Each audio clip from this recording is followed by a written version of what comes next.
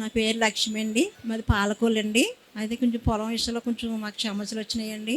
60 సెంట్లకి 15 సెంట్లు ఎక్కిందని బ్యాంకులు అన్నారండి. అదేంటండి అలా జరగటం ఏంటండి అని మేము అడిగామండి.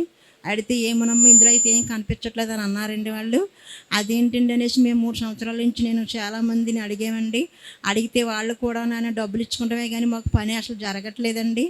అయితే మేము ఇస్సాగయ్య గారి ప్రార్థనకి నేను ఇంతవరకు అక్కడ సికింద్రాబాద్ కూడా వెళ్ళారండి. అక్కడ కూడా 3 సార్లు నేను స్పాన్సర్ చేశానండి. అయితే నాకు ఈ 3 సంవత్సరాల నుంచి నాకు పొలం గురించి చాలా సమస్య ఎక్కువైందండి. అయితే నాకు ఇస్సాగయ్య గారి ప్రార్థనకి వెళ్తే నాకు తప్పకుండా మంచి జరుగుతుందని నేను ఇస్సాగయ్య గారి ప్రార్థనకి నేను సంవత్సరం బట్టి నుంచి వస్తున్నానండి. అయితే ఆ పొలంకి ఆడపడుచులు ఉండాలి, అందరు సంతకాలు ఉండాలమ్మా, ఏంటో రాతలు అర్థం అవ్వట్లేదు, ఇది మళ్ళీ కొత్తగా కాగితాలు రాయాలి, అది ఇదని చాలా ఇబ్బంది పెట్టారండి మమ్మల్ని. అయితే నేను ఇస్సాగయ్య గారికి ప్రార్థనకి వెళ్తే నాకు తప్పకుండా మంచి జరుగుతుంది అనేసి నేను వచ్చానండి. వస్తే మా అత్త మామల ఫోటోలు కావాలి, వాళ్ళ డేట్లు కావాలి, మా ఆడపడుచులు బిడ్డలు అందరికీ సంతకాలు కావాలని ఎంతో బెదిరించారండి.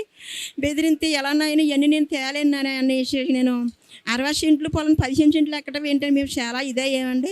అయితే నేను తైనాభిషేకానికి వస్తున్నానని సంవత్సరం పట్టించి అయ్యగారి దగ్గరికి వచ్చి నేను ప్రార్థన చేయించుకుంటున్నానండి. వారు అన్నారండి, వచ్చిన వాళ్ళు ఎవరికైనా ఇబ్బందిగా ఉన్నప్పుడు నేను ప్రార్థన చేసినప్పుడు మీరు అనుకోండి అన్నారు. నా భర్త పేరు మీదకి రావాలని నేను కోరుకున్నానండి. అలాగే నా భర్త పేరు మీదకి వచ్చిందండి. నా దేవుడు నాకు చాలా మేలు చేశాడండి. సాక్ష్యం దీవించింది.